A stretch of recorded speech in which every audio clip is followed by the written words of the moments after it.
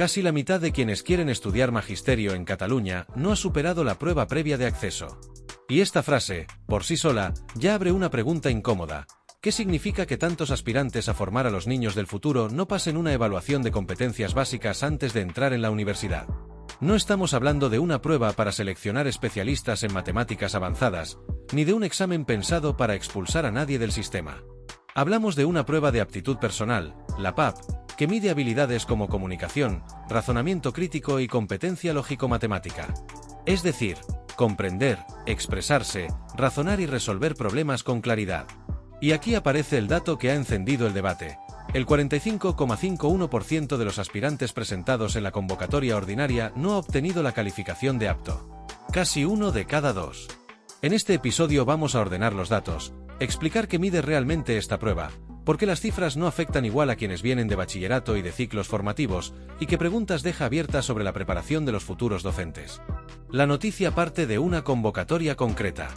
La prueba se realizó el 11 de abril.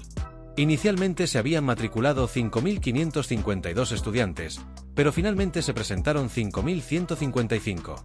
De todos ellos, 2.809 consiguieron el apto. Traducido a porcentaje, eso significa que el 54,49% superó la prueba, mientras que el 45,51% no lo hizo. El dato es importante por dos razones. La primera es evidente: el volumen de aspirantes no aptos es muy alto. La segunda es que supone un empeoramiento respecto al año anterior, cuando el porcentaje de no aptos fue del 41,93%. Por tanto, no se trata solo de una fotografía aislada, sino de una señal que invita a mirar con más detalle qué está ocurriendo en el acceso a los grados de educación infantil y primaria. Pero antes de sacar conclusiones rápidas, conviene entender bien qué es la PAP. Esta prueba no sustituye a la PAU ni funciona como una nota más dentro de la selectividad. Es un requisito específico que deben superar quienes quieren acceder a los grados de educación infantil o educación primaria en Cataluña. Su resultado no se expresa con una calificación numérica clásica, sino con dos categorías: apto o no apto. Y una vez conseguido el apto, su validez es indefinida. Es decir, el estudiante no tiene que repetirla cada año. Esto cambia mucho la lectura del dato, porque no estamos ante un examen competitivo donde se ordena a los aspirantes de mejor a peor, sino ante un filtro previo de competencias mínimas. Y aquí aparece el dilema de fondo. Para algunas personas, una prueba así puede verse como una barrera añadida en el acceso a la universidad. Para otras, como una garantía necesaria en una profesión especialmente delicada. Porque quien estudia magisterio no se prepara solo para aprobar asignaturas universitarias. Se prepara para enseñar a leer, escribir, razonar, convivir, detectar dificultades y acompañar a niños en etapas decisivas. Entonces, la pregunta no es únicamente ¿por qué suspende tanta gente? La pregunta es también qué nivel de comunicación, razonamiento y competencia básica debería exigirse antes de iniciar esa formación. Y esa pregunta no tiene una respuesta simple. La PAP evalúa dos grandes ámbitos. Por un lado, comunicación y razonamiento crítico. Es decir, la capacidad de comprender información, expresarse con claridad, ordenar ideas, interpretar textos y construir respuestas coherentes. No son habilidades decorativas. Para un futuro maestro, la comunicación es una herramienta diaria. Un docente explica, escucha, reformula, pregunta, orienta, se coordina con otros profesionales y habla con familias. Si esa base falla, la dificultad no aparece solo en la universidad, puede trasladarse después al aula.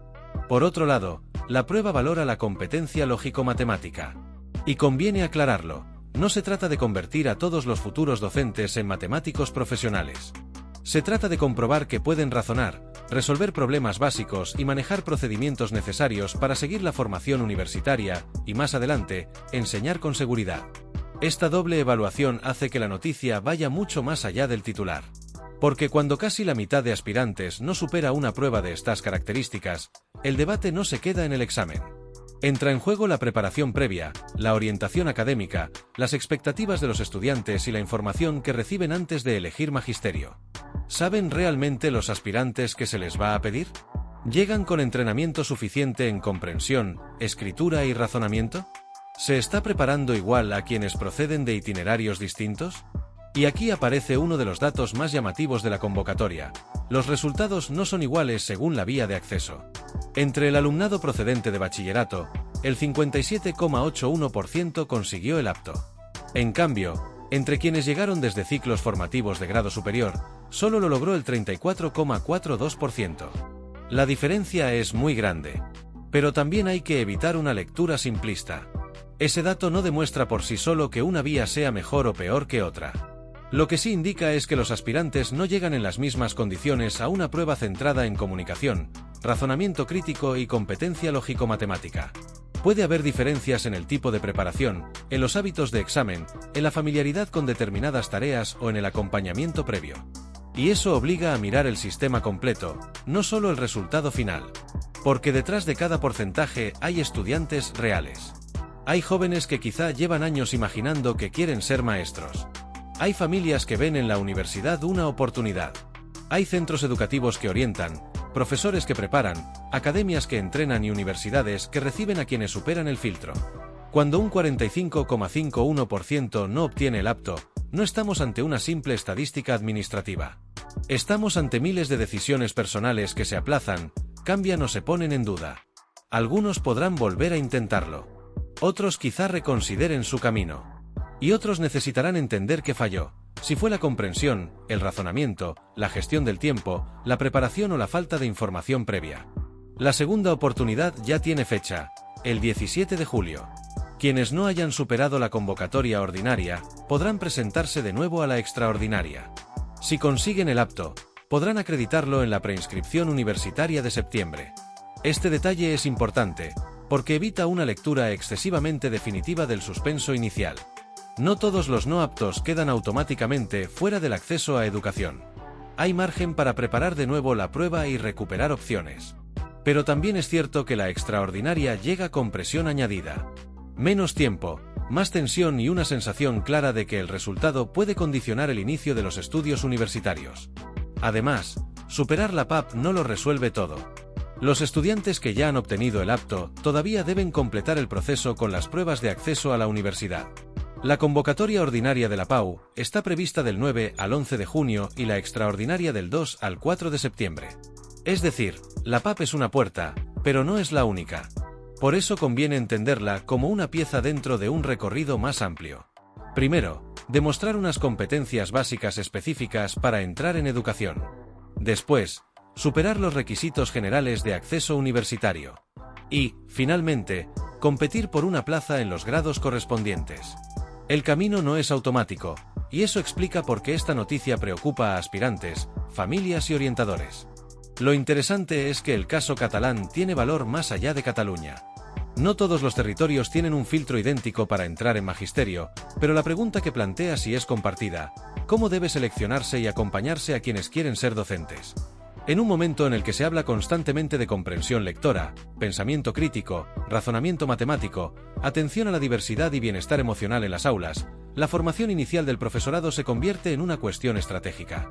Si pedimos a los maestros que ayuden a mejorar todas esas competencias en los niños, también tiene sentido preguntarse con qué competencias llegan los futuros maestros al inicio de su formación. Aquí hay una tensión difícil. Si se endurecen los filtros de acceso, puede aumentar la exigencia, pero también puede crecer la sensación de barrera. Si se suavizan demasiado, se corre el riesgo de trasladar a la universidad problemas que quizá deberían haberse detectado antes. Si se culpa solo al estudiante, se ignora todo lo que ocurre antes de la prueba: el sistema educativo previo, la orientación, los itinerarios, los recursos de preparación y las expectativas creadas. Y si se culpa solo al sistema, se pierde de vista que la docencia exige responsabilidad individual, esfuerzo y dominio de habilidades muy concretas. El debate, por tanto, no debería reducirse a si la prueba es dura o fácil. La cuestión de fondo es si el sistema está ayudando a llegar preparados a quienes quieren enseñar. También hay una dimensión social. Magisterio no es una carrera cualquiera en términos de impacto público. Quienes estudian educación infantil y primaria trabajarán con alumnado en etapas donde se construyen hábitos, lenguaje, autoestima académica y primeras formas de entender el mundo.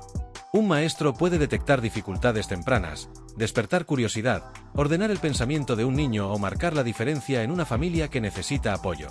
Por eso, cuando una prueba de acceso deja un porcentaje tan alto de no aptos, la noticia toca una fibra sensible: la calidad de la formación docente, la igualdad de oportunidades y la confianza en el sistema educativo. La imagen final es incómoda, pero necesaria. Casi la mitad de aspirantes no superó la prueba ordinaria. La cifra empeora respecto al año anterior. La diferencia entre bachillerato y ciclos formativos es notable. Hay una segunda oportunidad en julio. Y, por encima de todo, queda una pregunta que merece una conversación seria. ¿Estamos preparando bien a quienes quieren enseñar, o estamos descubriendo demasiado tarde las carencias con las que llegan? Si este análisis te ha ayudado a entender mejor la noticia, dale un like, compártelo con alguien a quien le interese la educación y déjanos tu opinión en comentarios. ¿Debería existir una prueba previa para acceder a magisterio o habría que reforzar mejor la preparación antes de llegar a ella? Y si quieres seguir más contenidos de actualidad educativa explicados con calma y claridad, acompáñanos desde la plataforma en la que nos estés escuchando.